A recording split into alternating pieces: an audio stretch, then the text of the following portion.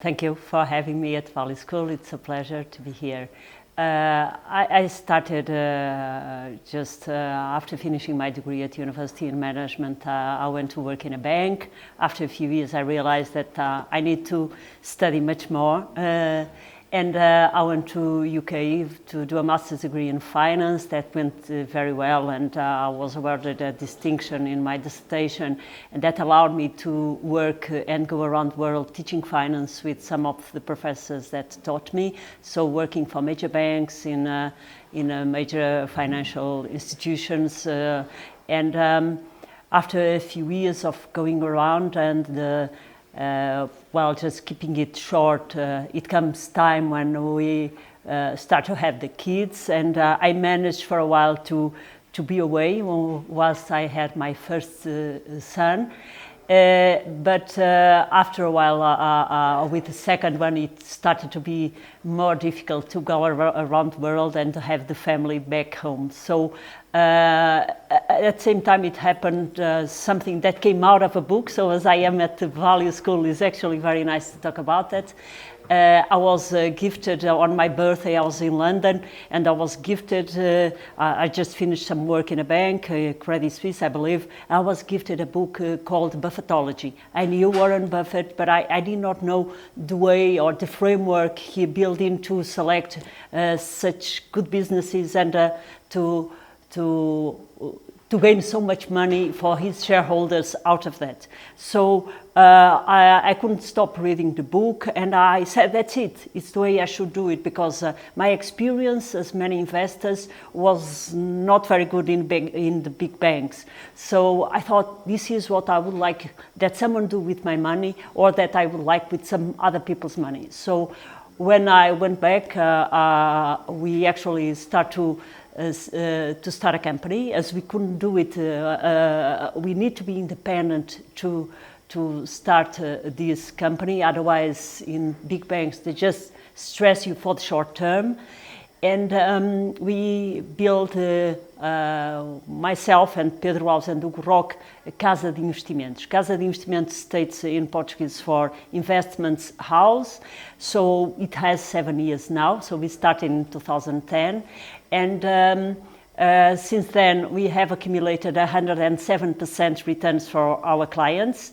We just manage private accounts. This means that is not so efficient as a vehicle, but we are actually this year starting to run our fund. We are in the process of getting the license from the Portuguese Banco of Portugal and CMVM, the Portuguese financial markets authorities.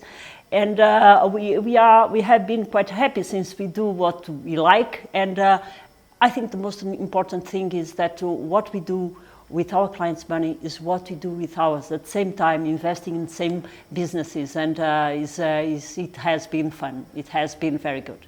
And one thing, just before we carry on, one thing that was very important for us from the very beginning was to try, as we are the pioneers of value investing in Portugal, and we are the only company there managing through a value investing philosophy, we thought that we need to instruct people, to educate people for the long term. So we actually have been publishing books. This year is coming out second year, but we started in the beginning of 2012 publishing the little book of value investing from Chris Brown. And this year we'll be publishing the James Montier book, Behavioral Investing.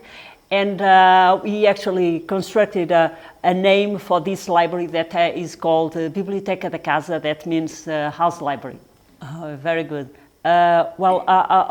We like to follow Warren Buffett. Is not only one, but we like very much the style Buffett after Munger. So we like to buy wonderful businesses with very good, strong competitive advantages. We like them with strong balance sheets, and we like to buy them cheap as any investor.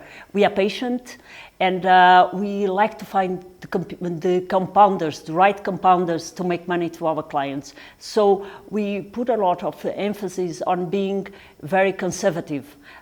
We are very strict buying cheap and we try to sell when it reaches full value and not to speculate. So this is our way of working.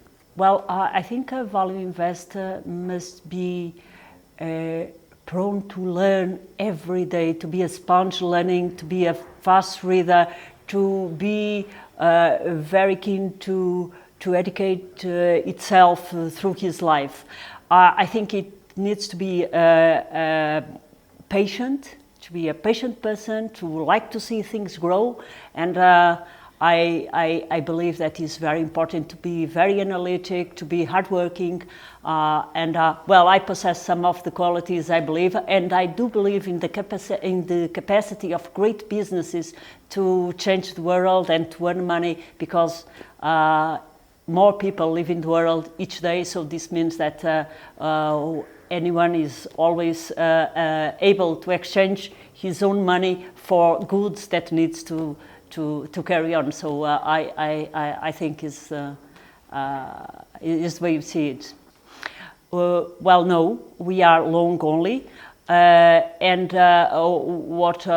we invest mainly in Europe and United States. So we actually like to invest in big caps, where we have been able to find very good value for priced sometimes very low, so we have been taking advantage of some good opportunities, and being exposed to the US market, obviously it has the currency risk. We believe that if we stay in the market time enough, that will not be a problem. So we don't take any hedge at the moment, unless the swings of the currencies are too high, but we don't take a hedge at all. Well, I believe that is around the third. We are buy and hold, and we believe that our positions stay for about 3 to 5 years, sometimes 2, depending. Last year we sold a position like Apple. Apple was such a profitable investment that we made. We bought it at 94, we sold it for around 170, and we just had it for 1 year and 9 months. So that really depends, but still, if the stocks is still cheap, we just keep it in, because it's so hard to find good opportunities that if you have the good ones, the right ones, we just like to see them grow, and that's it. We have to know very well what we are doing, but I do believe that to us, we are very comfortable running a 30 to 35 names portfolio with very good, strong names, strong balance sheets, companies with return on invested capital very high, and this gives us comfort if we see them with good competitive advantages, good managers that have their interests aligned with our and with all shareholders. We believe that if you go deep and you know a lot about what you are doing, what the company is doing, you know all the business very well, I believe that is enough for us to feel safe, and we are happy with that. Well, we do screenings. We look to 50 lows. We 52-week lows. We look to what other value investors are doing. We read vastly. That is, most of our work is reading and studying. We see to companies, the ones that we spot as having the highest returns on capital, and look to what they are doing, and then we just wait for the right time to swing our bet. Well, managers normally are very good sellers, so we have to be aware to be very incisive in questioning them, but normally we do talk to them if we like to clarify figures, to understand better some qualitative aspects of the business. But we do when we need it. Yes, we do that. it's very important. All of us do mistakes, and in a portfolio of 30 or 35, if we do 2 or 3, I don't see that as much of a problem. I believe that as we grow old and more experienced, we will do less. But it's very important to learn where our mistake, what was wrong, or why our assumptions about the business were not there anymore. So we like to learn from it. We had one special case in the past that was on the retail side, and retail is tough to know about it, and it's quite easy because the competitive dynamics change, so is easy to do mistakes. We actually are very careful, and once we did, this was Tesco's that we bought some time ago. We still owe it, but now we believe that is undervalued, but probably will not have the upside we thought in the past it would have.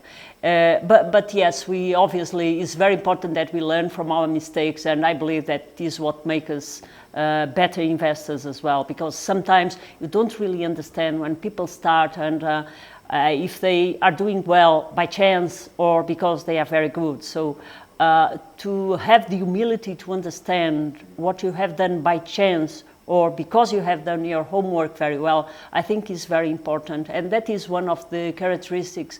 An analyst must possess 2 qualities: being arrogant, because we need to buy to pessimists and sell to optimists. So we need to do what the contrary of the rest of the market is doing. So this means that you have to trust your judgment, but then you have to have the humility to recognize that, to test yourself and see, are you right on this one? And try to look for the negatives, to explore if you are really right, because you are betting against the whole market. So sometimes I think it's very important to have a good mixture of arrogance, to trust in your analysis, but the humility to see if you need to go deeper, if you need to turn stones and look it better. So, and at the end, obviously, if you do a mistake, recognize. If you do good, you don't need to look back, you just carry on looking for other good investments. We are always very careful with banks, as in the past. We are careful with retail. We have very good experience with banks, so it was worth to be careful, because we bought it in 2010, 2011 during the downgrade of the US credit by S&P. It was a very good time to buy Wells Fargo, Bank of America, Citigroup, so we actually have a good history on that. And I would say that we need to be careful with the cyclical sectors, but mostly what we need is read immensely, read vastly, know very well the industry, know very well each sector, the management, the history of the management, see how the competitive dynamics can change for the business. I think you need to do a lot of research, read vastly, listen to others, check with very good investors why they are doing that, and if you feel comfortable with the investment, if you feel that you have a very good chance of doing a very good investment, we have to do it. We are not paid to hold cash. We are paid to make money to clients. We don't mind to have it. We prefer to have it as doing mistakes. At this moment, we have more than 20% in cash, but we obviously don't mind to be fully invested. If we see the good opportunities, we seize them and we take advantage of the market when we can.